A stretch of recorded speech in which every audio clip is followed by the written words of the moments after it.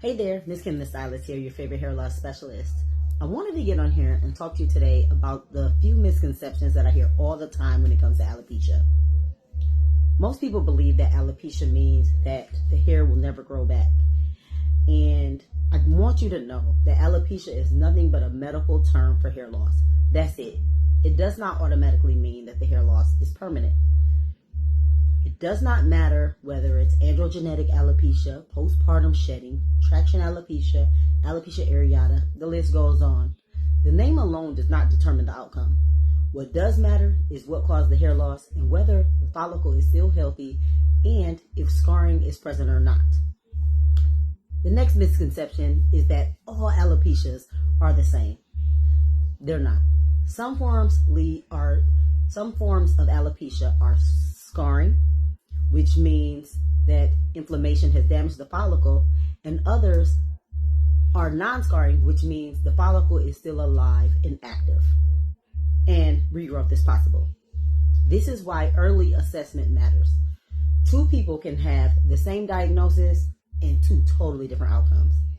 Now, let's talk about genetics, because most people think that genetics alone explain the hair loss. They don't. What normally happens is there is a combination of things like hormones, inflammation, digestion, nutrient absorption, stress, and sometimes tension on the hair.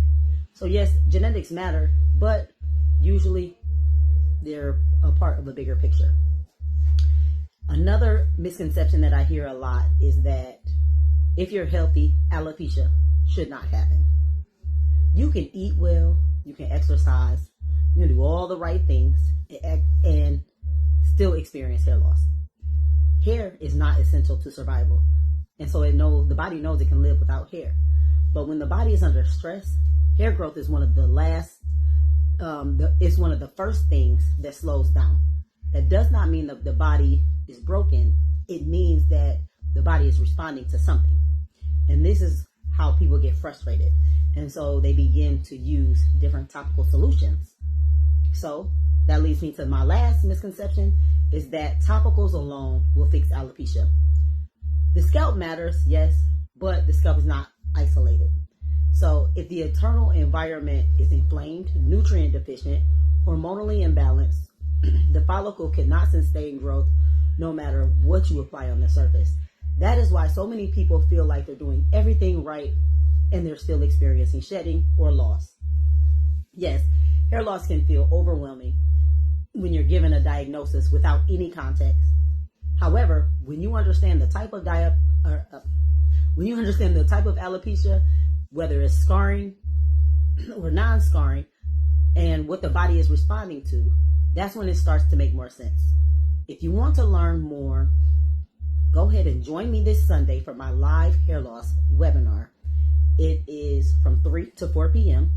To register, go ahead and click the link on my bio or visit www.misskimthestylist.com. Hope to see you there.